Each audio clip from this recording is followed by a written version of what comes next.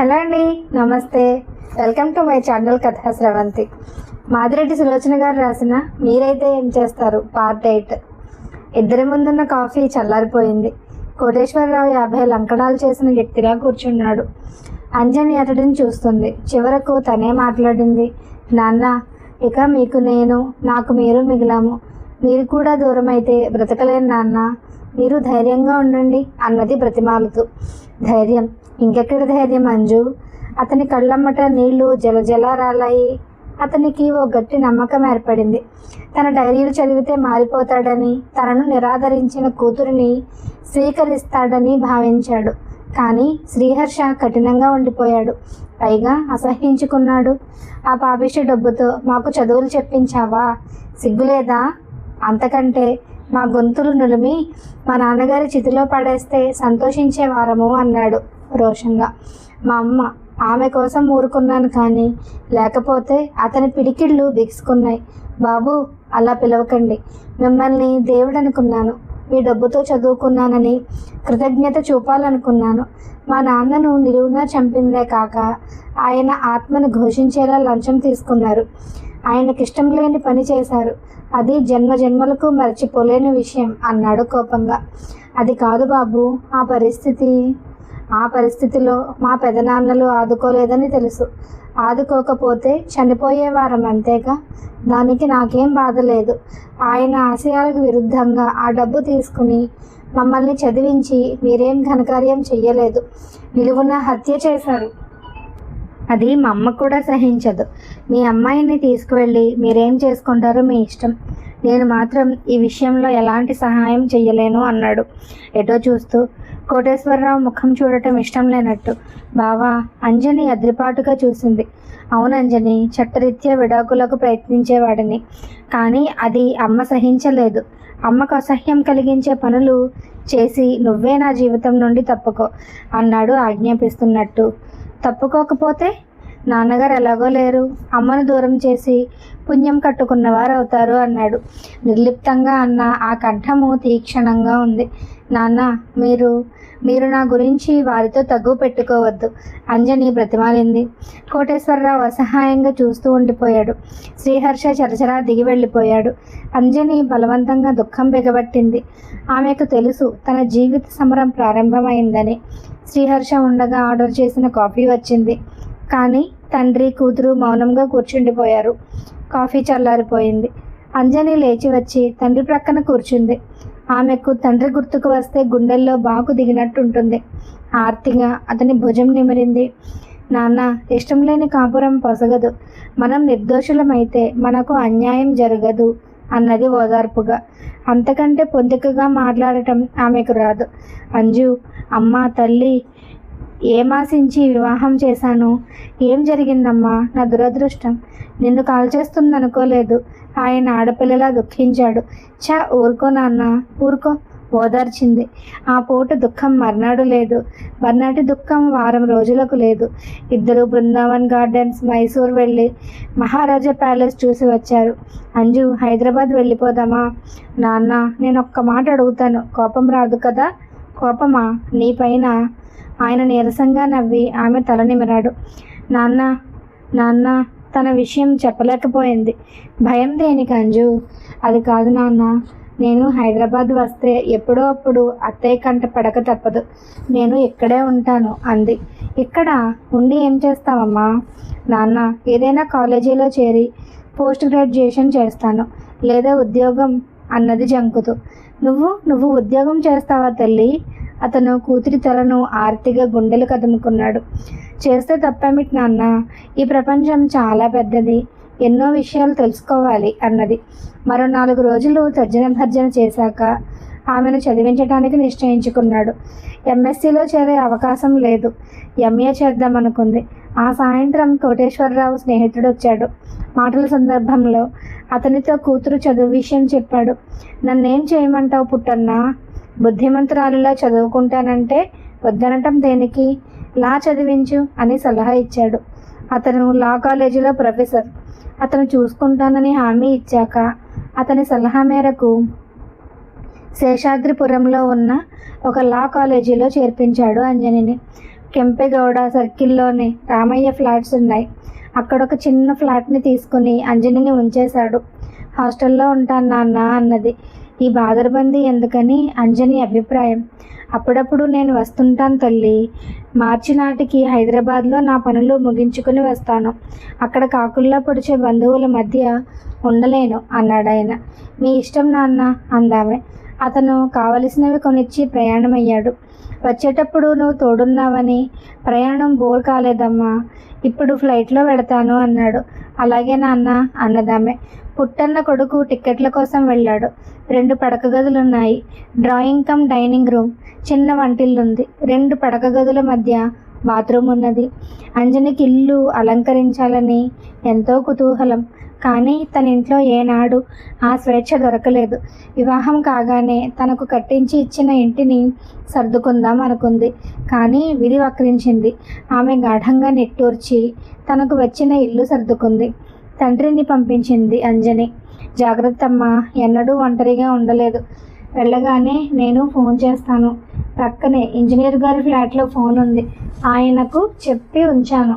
పుట్టన్న అవసరం అనుకుంటే నువ్వు చెయ్యి అన్నాడు. అలాగే నాన్న, వెళ్ళి అత్తయ్యను పలకరించు. అవునమ్మా, వెళ్ళాలి. ఇన్నాళ్ళు ఆమెను చూడకుండా ఉండలేదు అన్నాడు తండ్రి. ట్యాక్సీ వెళ్ళిపోయింది. ఎయిర్పోర్టుకు వస్తానంటే వచ్చేటప్పుడు ఒంటరిగా రావాలి వద్దన్నాడు కోటేశ్వరరావు. తలుపులు వేసుకున్న అంజనికి ఎలాంటి తెగింపు కలిగింది? అది నిర్వచించలేనిది.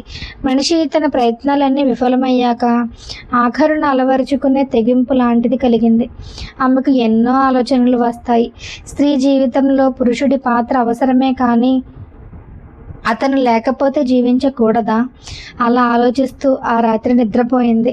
మర్నాడు ఉదయం లేచి ముఖం కడుక్కుంటుండగానే చాముండి వచ్చింది. చాముండి పుట్టన్నకు తెచ్చిన పని మనిషి. కాఫీ పెట్టి తెచ్చింది. ఆ అమ్మాయికి తెలుగు రాదు, అంజనికి కన్నడం రాదు. ఇద్దరు తమకు వచ్చిన భాషలో మాట్లాడుకుంటారు. అర్థం కాకపోతే మైమ్ చేయటమే. Phone call for you. ఓ 13 ఏళ్ల అమ్మాయి వచ్చింది. ఆమె వెంట ప్రక్క ఫ్లాట్లో వెళ్ళి ఫోన్ అందుకుంది. Be seated. ఆ అమ్మాయి మోడా జరిపింది. తండ్రి ఫోన్ అది. రాత్రి చేద్దామనుకుంటే అవతలి వాళ్లను కష్టపెట్టినట్టు అవుతుందని చెయ్యలేదట. జాగ్రత్తలు చెప్పాడు. అంజని కళ్ళల్లో నీళ్లు తిరుగుతున్నాయి. అన్నింటికి మంచిది నాన్న అంటూ తలాడించి ఫోన్ పెట్టేసింది. థ్యాంక్ యూ అని తలెత్తి ఆశ్చర్యంతో బిగిసిపోయింది. ఫ్లాట్ ఓనర్ వసంతరావుతో శ్రీహర్ష కూర్చుని ఉన్నాడు. అతను ఆశ్చర్యంతో అంజనినే చూస్తున్నాడు. హర్ష, అంజని అని పక్క ఫ్లాట్లో ఉంటుంది. ఆమె లా కాలేజీలో చేరింది. తండ్రి పెద్ద కాంట్రాక్టర్. మా జూనియర్, మీ తెలుగువాడే పరిచయం చేశాడు. ఓ ఐసీ తల పంకించాడు శ్రీహర్ష. డోంట్ వరీ బేబీ, మా నందిని ఉంటుంది. మీరిద్దరూ హాయిగా ఉండండి అన్నాడు వసంతరావు. అంజని తలాడించి వచ్చింది. ఆమె హృదయం ఒక రకంగా సంతోషకరంగా ఉంది, మరో రకంగా ఆందోళనగా ఉంది. ఆమెకు తెలియకుండానే ఆమె హృదయం శ్రీహర్షని చూడాలని కోరుకుంటోంది. అన్న సారు ఉర్లగడ్డ పల్లె సాకేంద్రి చాముండి అడిగింది. అంజనికి ఒక్క ముక్క అర్థం కాలేదు. అన్న అంటే అన్నమని తెలుసు, వండాలా అని అడుగుతుందని అర్థమైంది. తలాడించింది. వంట చేస్తున్న శబ్దం వినిపించింది. కాలింగ్ బెల్ మోగింది. తలుపు తీసిన అంజని ఆశ్చర్యపోయింది. శ్రీహర్ష నిలబడి ఉన్నాడు. మీరా రండి ఆహ్వానించింది. అతను వచ్చి కూర్చున్నాడు. నువ్వు హైదరాబాద్ వెళ్ళలేదా? పొడిగా అడిగాడు. లేదు, మీరు మీ అమ్మగారి కంట పడవద్దన్నారు. మీరు లేని 4 రోజులే ఆమె ఫోన్ వస్తే నరకం అనుభవించేదాన్ని. రాంగ్ నెంబర్ అని పెట్టేసేదాన్ని. ఆ అవస్థ నుండి తప్పించుకోవాలని అన్నది. అమ్మ కోసమే ఉన్నానంటావు. నిజమంతే. మేము అబద్ధాల కోరులం. మోసగాళ్ల కుటుంబం నుండి వచ్చిన దాన్ని నమ్మటం మానటం మీ ఇష్టం. మాటలు బాగా నేర్చావు అన్నాడు కాస్త కోపంగా. మరీ బ్రతికేదలా? చాముండి, కాఫీ. అప్పుడేం వద్దు. లేవబోయాడు. అందులో విషం కలుపను బావా అనబోయి నాలుక ఖర్చుకున్నది. ఆడవారికి అపార్థాలు కల్పించటం బాగా చేతనవును అందుకు కాదు, ఇప్పుడే వసంతరావు గారి ఇంట్లో త్రాగాను అన్నాడు. ఆమె మాట్లాడలేదు. వెళ్ళి అతని వడిలో తలవాల్చి అతని మెడకు చేతులు వేసి సేద తీరాలని ఉన్నది. కానీ అతనన్న మాటలు తలుచుకుంటే అభిమానం ఆమెను లేవనీయటం లేదు. వీరి ప్రమేయం లేకుండా చాముండి కాఫీ తెచ్చింది. బల్ల మీద పెట్టి వెళ్ళిపోయింది. ఆమె కదిలే ప్రయత్నం చేయలేదు. శ్రీహర్షే తనొక కప్పు తీసుకుని ఆమెకు ఒకటి అందించాడు. థ్యాంక్స్ అన్నది. కాఫీ త్రాగి అతను లేచాడు. అతని మనసు ప్రశాంతంగా లేదని ఆమెకు అర్థమైంది. అతను మెట్లు దిగే వరకు బయట నిల్చుంది. అతను వెళ్ళిపోగానే గదిలోకి వెళ్ళి తల పట్టుకుని మంచంపై పడుకుంది. ఆమె యాంత్రికంగా కాలేజీకి వెళ్ళి వస్తున్నా ఆశగా వసంతరావు గుమ్మం వైపు చూసేది. శ్రీహర్ష వస్తాడేమోనని. ప్రతి క్షణం ఆమె హృదయం ఎదురు చూసేది. ఒకనాడు నందిని విసుగ్గా వచ్చింది. ఏమిటి? ఇంగ్లీష్లో అడిగింది. ఏం లేదక్క, ఆఫీస్కు డాడీకి ఫోన్ వస్తే ఆ హర్ష మహారాజు పలికాడు అన్నది విసుగ్గా ఇంగ్లీష్లో. అంజని అణువణువు ఆతృతతో విన్నది ఆమె మాటలను. అయితేనేం, ఆడపిల్లను కదా, అందగత్తెను కదా, కాసేపు మాట్లాడి మీ డాడీని పిలువనా అని అడగచ్చు కదా. వసంతరావు లేరు అని ఫోన్ పెట్టేశాడు అని చెప్పింది కోపంగా. అంజని గర్వంగా పకపకా నవ్వింది. నీకెందుకమ్మా అంత కోపం? ఏమిటో అక్క, అందమైన అమ్మాయిలతో నిర్లక్ష్యంగా మాట్లాడే మగవారంటే నాకు ఎలర్జీ అన్నది కోపంగా. అయితే డాడీకి నేను ఫోన్ చేయనా? ఆ మహారాజే ఎత్తుతాడక్క. నాన్నగారి ఆఫీసు ఎక్స్పాండ్ చేశారు. ఇంకా పైకి కనెక్షన్ లేదు. నాన్నగారి సీట్లో ఇతను కూర్చుంటాడు అన్నది విసుగ్గా. అది తెలిసే చేశావా అన్నది గారంగా. ఒక్కసారి ఉలిక్కి పడింది అంజని. ఆమెకు నిజం దాచటం ప్రమాదం అనిపించింది. నంది, నేను చెయ్యనా? అంత నీరసుడితో సరసమేమిటి? మూతి తిప్పింది. అంజని నందిని వెంట వెళ్ళింది. ఫోన్ డయల్ చేసింది. Hello Sriharsha, supervisor company here. ఒక్కసారి అంజని గుండె లయ తప్పింది. ఓ మీరా, నేను అంకుల్ కోసం ఫోన్ చేశాను అన్నది. నువ్వా అంజని? అతని గొంతులో మాధవం స్పష్టంగా వినిపించింది. నందిని కాస్త రిసీవర్ ప్రక్కకు జరిపి తన చెవి పెట్టింది. అంజు, ఆరోగ్యం బాగుందా? అవును, అంకుల్ కూతురేమిటి పని లేని దానిలా అన్ని ఫోన్లు చేస్తుంది? అసలు బరితెగించిన అమ్మాయిలా ఉంది. ఉదయం నుంచి 4 సార్లు చేసింది అంటుండగానే నందిని అంజని చెవి కొరికింది. అంజని కెవ్వుమంది. ఏమిటి అంజు? నందిని ఫోన్ అందుకుని డిస్కనెక్ట్ చేసింది. చెప్పక్క, అతను ఎలా పరిచయం? అంత చనువుగా అంజు అంటాడే నిలదీసింది నందిని ఇంగ్లీష్లో. తను ఏ చిన్న విషయం దాచిపెట్టినా అపార్థాలకు దారి తీస్తుందని అనుకుంది అంజని. అతను నా భర్త నంది. వాట్? ఎగిరి గంతేసింది. గబగబా జరిగిన విషయాలు క్లుప్తంగా చెప్పి, మా నాన్నపై కోపం నాపై చూపుతున్నారు నందిని అన్నది తల వంచుకుని. ఓ యా, నువ్వు అదృష్టవంతురాలి అక్క. Sriharsha is handsome guy. వచ్చి గట్టిగా ముద్దు పెట్టుకుంది. It is too much Nandini, విసుక్కుంది అంజని. సాయంత్రం వరకు ఇంట్లో అందరితో చెప్పేసింది నందిని. వసంతరావు సానుభూతిగా ఓదార్చాడు. అంకుల్, ఈ విషయం మన మధ్యనే ఉండనివ్వండి అన్నది ప్రాధేయపూర్వకంగా. మంచిదమ్మా, time will solve all problems అన్నాడు ఆయన. ఆ తరువాత నందిని నాటకం ఆడి ఇద్దరిని ఫోన్పై మాట్లాడించేది. అదో రకంగా తృప్తిగానే ఉంది అంజనికి. ఒకసారి కోటేశ్వరరావు వచ్చి వెళ్ళిపోయాడు. ఆమె దీక్షగా చదువుతుంది. విజయ హస్తవాసి చాలా మంచిదని వీధిలో పేరు పడిపోయింది. ఆమెకు ఒక్క క్షణం తీరిక ఉండటం లేదు. 6:30కు లేచి కాలకృత్యాలు తీర్చుకుని కాఫీ త్రాగి పేపరు చూస్తుండగానే ఆయ వస్తుంది. అందరికీ నంబర్లు ఇస్తుంది. రోగులను చూసి 8:30కి లోపలికి వచ్చేసరికి రాజశేఖర్ వెళ్ళిపోతాడు. స్వీటీ తయారవుతుంది. విజయ స్నానం భోజనం చేసి ఆసుపత్రికి వెళుతుంది. ఒక్కొక్కసారి 5 అవుతుంది. అప్పుడప్పుడు మధ్యాహ్నమే వస్తుంది. మధ్యాహ్నం వచ్చిన రోజు కాసేపు పడుకుని నిద్రపోతుంది. లేచి టీ త్రాగి తల్లికి ఓపికండి ఏదైనా చేసి పెడితే ఫలహారం చేస్తుంది. మరి రాజాకు తొందర ఎక్కువే తల్లి, కారుందిగా, ఆగి నిన్ను స్వీటీని తీసుకువెళితే ఏం అన్నది లలితమ్మ. విజయ నీరసంగా నవ్వింది. ఒకప్పుడు రాజశేఖర్ విజయ కోసం బ్రతికే ఒక భర్త. ఇప్పుడు ప్రముఖ వ్యాపారవేత్త. వార్తాపత్రిక తీస్తే చాలు అతని ఫోటో కనిపిస్తుంది. అతను కొన్నాళ్ళు విజయ మాటకు విలువ ఇచ్చినట్టు నటిస్తూ తిరిగాడు. అప్పుడు విజయాన్ని అవాయిడ్ చేస్తున్నాడు. ఒక్కొక్క రోజు మాట్లాడుకునే అవకాశమే రాదు. ఆమె లేచి వెళ్ళిపోతాడు. ఆమె నిద్రపోయాక వస్తాడు. కళ్ళపైకి నిద్ర కూరుకు వస్తున్నా ఒక్కొక్కసారి 10-11 గంటల వరకు మేలుకుంటుంది ఆమె. ఆ తరువాత ఆమెకు తెలియకుండానే నిద్రాదేవి ఒడిలోకి ఒరిగిపోతుంది. అతనితో కలిసి భోజనం చెయ్యాలనుకున్న ఆమె ఆశ నిరాశే అవుతుంది. మర్నాడు నీరసంగా ఉంటుంది.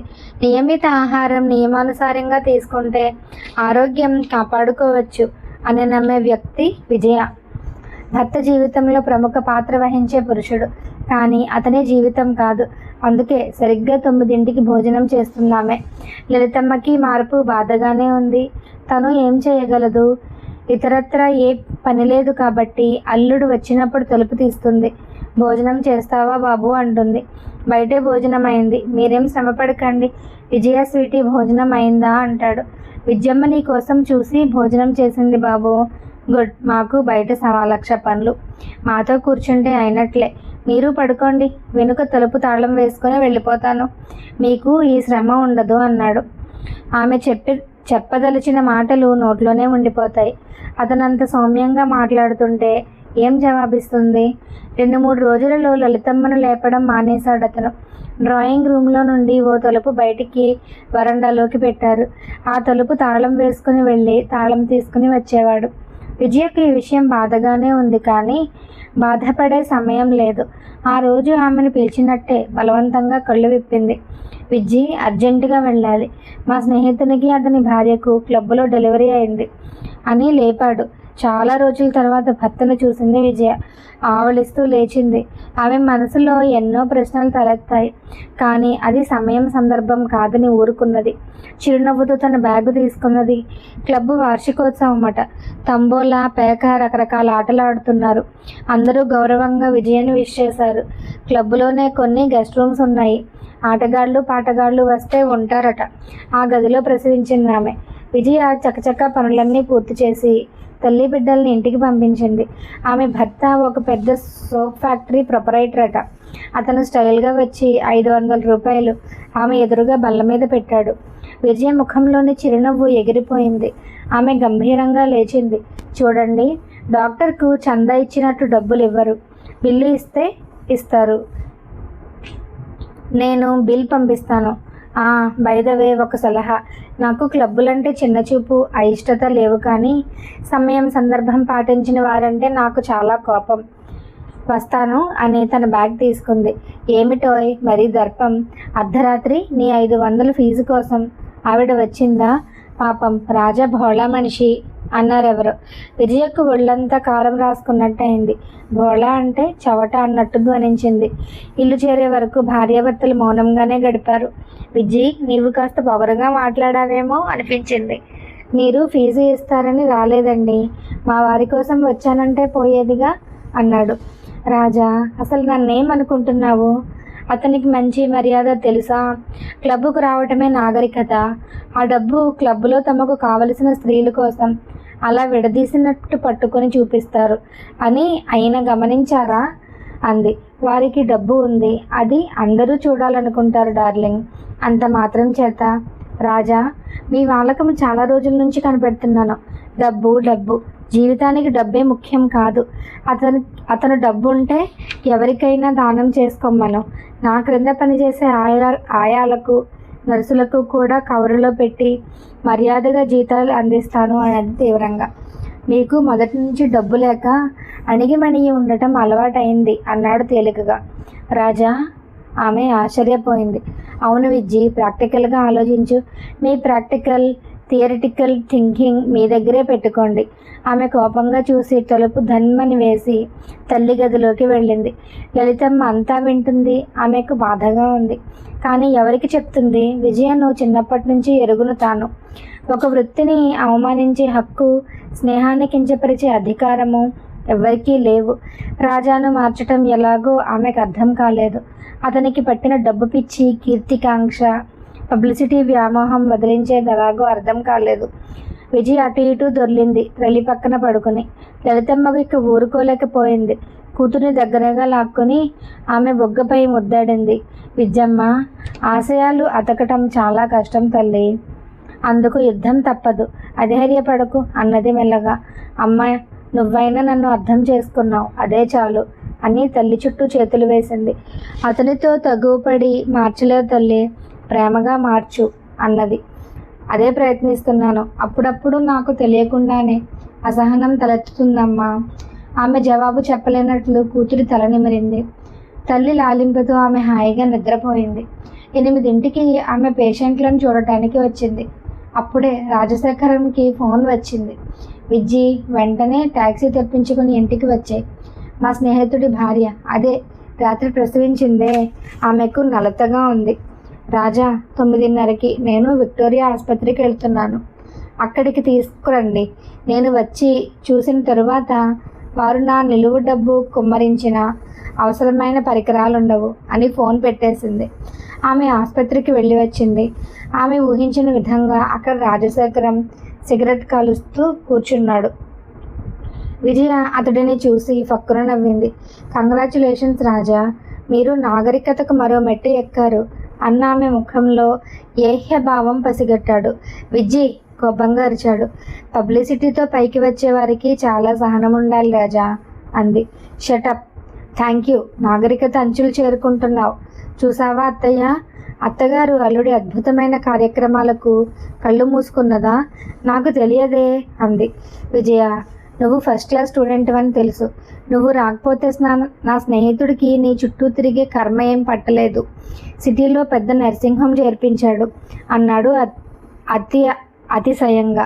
విక్టోరియా ఆసుపత్రి కన్నా పెద్ద ఆసుపత్రి ఉందనుకోను. 6 కోట్ల ఆంధ్రులకు నేను ఒక్కదాన్నే డాక్టర్నని చెప్పుకోలేదు అన్నది విసుగ్గా. అతనితో నాకు పని అయితే అలంకరించుకుని వెళ్ళి అలరించనా? విజయ, నా ప్రేమనే చూసావు. నా కోపం వస్తే నన్ను కొడతారు, తిడతారు. అచ్చి మగాడిలా మాట్లాడావు రాజా. మీ స్నేహితుడి భార్య ఖరీదైన మనిషి. ఖరీదైన పరికరాలు నా దగ్గర లేవు అన్నది. అత్తయ్య, ఈ వాలకం చూసారా? లలితమ్మ అసహాయంగా చూసింది. రాజా, మీరు నన్ను చూసింది ఈ 4-5 సంవత్సరాల నుండి. ఆమె తన ఆశలను ఆశయాలను రంగరించి పోసి పెంచింది. మీకంటే నా విషయం తనకు బాగా తెలుసు. అత్తయ్య, నేను చెప్పినట్లు వినాలి. అత్తయ్య, నేనా? విజయ నవ్వుతూ అడిగింది.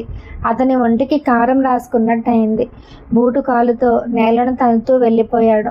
విజయ తలెత్తి చూసింది. తల్లి కళ్ళలోకి బాధతో రెవరెపలాడింది. విజయకు ఒక్కసారి ఒంటి మీద స్పృహ వచ్చినట్టయింది. తమ్ముడి కాపురం అంత చక్కగా ఉన్నది. తను ఎలా అయిందని తెలిస్తే ఇంకేమైనా ఉందా?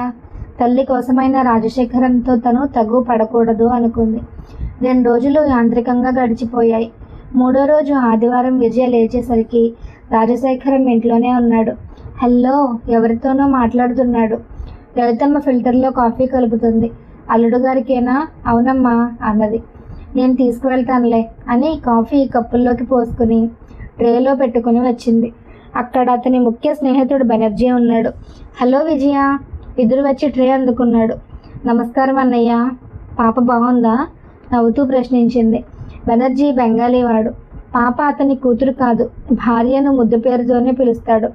నమస్కారం. అతను అందరికీ కాఫీలు తనే ఇచ్చాడు. 3 కాఫీలు త్రాగారు. రాత్రి వీడు గొడ్డు కారంతో అన్నం తిన్నాడా? ఒకటే కస్సు బుస్సు అని బెనర్జీ అడిగాడు. కాదన్నయ్య, కోపం భోంచేశారు. అదంతా నాపై అలక. గది సంగతి. రేపు మా పెళ్లి రోజు. ఆ సందర్భంలో పార్టీ చేశామమ్మా. కిద్వాయ్ గార్డెన్స్కు వెళ్దామన్నాను. నాకు జంటగా వచ్చే ఆశ లేదురా అంటూ కడివెడు కన్నీరు కార్చాడు ఈ మహానుభావుడు అన్నాడు బెనర్జీ. మీకెందుకన్నయ్యా, నేను వస్తాను కదా అన్నది విజయ. మీటు నవ్వుతూ వచ్చింది శ్వేత. మీరంతా చిల్డ్రన్స్ డే నాడు సెలబ్రేట్ చేసుకోండి. అయినా రేపు నీకు స్కూల్ ఉంది స్వీటీ, రాజా అన్నాడు. మమ్మీకి ఆసుపత్రి లేదా? మూతి ముడిచింది స్వీటీ. ఓ డియర్, డాడీ చెప్తే వినాలి అన్నది విజయ. ఓకే ఓకే, మామయ్య వచ్చాక మిమ్మల్ని వదిలి వెళ్ళకపోతే నా పేరు శ్వేత కానే కాదు అని నాలుక బయటపెట్టి వెక్కిరించి వెళ్ళిపోయిందామె. బెనర్జీ వెళ్ళాక రాజా భార్యపైకి ఒంటి కాలిపై లేచాడు. అతనికి అనవసరంగా లేనిపోని ఆశలు కల్పించావు. లేనిపోని ఆశలు ఎందుకయ్యాయి? మేం వస్తున్నాం రాజావారు. అతనికి దగ్గరగా జరిగింది. ధన్యులం అన్నాడు కాస్త కినుకుగా.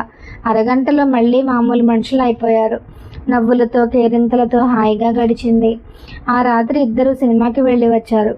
మర్నాడు ఉదయం లేచి విజయ తయారైంది. కోరా రంగుకు ఎర్రంచున గద్వాల చీర కట్టి జడ అల్లుకుని వచ్చింది. విజ్జి, ఈ చీర బాగుందా అన్నాడు రాజా. ఇది కట్టుకుంటే అందరూ మెచ్చుకుని డిగ్నిఫైడ్గా ఉందంటారు. మీకెందుకు నచ్చలేదు? ఆమె ఆశ్చర్యంగా చూసింది. ఏమో, నాకు నచ్చలేదు. అతను బీరువా తీసి పీచుమిఠాయి రంగుకు బ్లాక్ బార్డర్ ఉన్న షిఫాన్ చీర తీశాడు. విజయ వాదించలేదు. అతని అభిరుచి ప్రకారమే అలంకరించుకుంది. ఇద్దరూ బయలుదేరారు. దారిలో మరో కపుల్ను పికప్ చేసుకున్నారు. వాళ్ళు పెద్ద ప్యాకెట్ పట్టుకుని వచ్చారు. విజయ అదేమిటన్నట్టు చూసింది. బెనర్జీకి యారో మార్క్ షర్ట్, మిసెస్కు చీర అన్నారు. విజయ రాజాలు ముఖాలు చూసుకున్నారు. విజయ మెల్లగా అన్నది రాజాతో, డబ్బు కవర్లో పెట్టి ఇవ్వండి, వాళ్ళకి ఇష్టమైనవి కొనుక్కుంటారు అని. రాజా తలూపాడు. అందరూ కిద్వాయ్ గార్డెన్స్ చేరుకున్నారు. ఆటలు పాటలు కబుర్లు ఉత్సాహంగా గడిచింది. విజయ చిరునవ్వుతో అన్నీ చూస్తుంది. ఈ వెధవ షర్ట్లు మన దగ్గర కొన్నవి చూడు, అప్పుడే రంగు వెలిసిపోతున్నాయి అని ఒకరంటే, అవునరా, ఖరీదైన విదేశీ చొక్కాలు సాటి రావు ఇవేవి అని మరొకరు. ఒకరు వాడే సెంటు ఫారెన్ది, ఒకరు వాడే చెప్పులు బయట దేశాలవి. ప్యాకెట్ జోరుగా సాగుతుంది. విదేశీ వస్తువులపై, లక్షల ఆస్తులపై జరుగుతోంది చర్చ. విజయ దృష్టి దూరంగా గార్డెన్లో గుమిగూడిన జనంపై పడింది. ఏమిటో అర్థం కాలేదు. మెల్లగా లేచి అటు వెళ్ళింది. ఒక లంబాడీ స్త్రీ ప్రసవ వేదన పడుతుంది. వెళ్ళి పరీక్ష చేసిందామె. పిండం కాళ్లతో వచ్చింది. ఆమె వెంటనే వచ్చి భర్త జేబులోని కారు తాళాలు తీసుకుంది. ఎందుకు విజ్జి? పేక ముక్కలు పెట్టుకున్న రాజా అడిగాడు. 5 నిమిషాల్లో వస్తాను రాజా అంది. ఆమె కారు తెచ్చి ఆ స్త్రీని ఆమె తాలూకు మనుషులకి ఎక్కించింది. కారు తిన్నగా విక్టోరియా వైపు దూసుకుపోయింది. పురుడయ్యే వరకు ఉండాల్సిన అవసరం లేదు, కానీ ఈనాడు ఆసుపత్రులు నరకానికి ప్రతిరూపాలుగా తయారయ్యాయి. గేటులోకి ప్రవేశించే దగ్గర నుంచి పడక చేరాలంటే వెనుకటి మాయల ఫకీరు ప్రాణం దాచుకున్న చిలుకను కనుగొన్నంత పని అవుతుంది. ఆ గుహలన్నీ దాటే వరకు ఆ అమాయకపు ప్రాణి ఉంటుందో లేదో ఊహించలేదు. అందుకే తల్లి బిడ్డలు సుఖంగా ఉన్నారనుకున్నాక వెనుతిరిగింది. కారులో కూర్చుని టైం చూసుకుంది. ఓ బాయ్, 4 దాటింది అనుకుని వేగం హెచ్చించింది. కిద్వాయ్ గార్డెన్స్ చేరుకునేసరికి అందరూ తమ సామాన్లు సర్దుకుని రెడీగా ఉన్నారు. సిగరెట్ కాలుస్తున్న రాజశేఖర్ ముఖం చిట్లించాడు. అందరూ నన్ను క్షమించాలి, నేను ఏమాత్రం ఆలస్యం చేసినా 2 ప్రాణాలు పోయేవి అంది. ఆ ప్రాణాలు ఇప్పుడు ఎవరిని ఉద్ధరిస్తాయట? తీక్షణంగా అడిగాడు. ప్లీజ్ రాజా, అందరి ముందు చర్చ అనవసరం అన్నట్టు చూసిందామా. కాఫీ పలహారం ఉందా? బెనర్జీ అడిగాడు. అన్నయ్య, పర్వాలేదు, దట్స్ ఆల్ రైట్ అంది. నుదుట పట్టిన చెమట తుడుచుకొని కారు తాళాలు రాజశేఖర్కు ఇచ్చి తనొచ్చి యువతల ప్రక్కన కూర్చుంది. ఫీజు ఏమాత్రం ముట్టిందేం? రాజా, అది లెక్కకు రానిది, అనిర్వచనీయమైనది అందామె. అతను కొరకొరా చూశాడు. ఇంటికి వచ్చి నానా మాటలు అన్నాడు. తల్లి కోసం విజయ చిరునవ్వుతో వచ్చింది. లలితమ్మ మాత్రం తానేం చేయాలో తోచని దానిలా ఉండిపోయింది. కథ కొనసాగుతుంది. మరిన్ని మంచి కథల కోసం మన ఛానల్ను తప్పకుండా సబ్స్క్రైబ్ చేసుకోండి.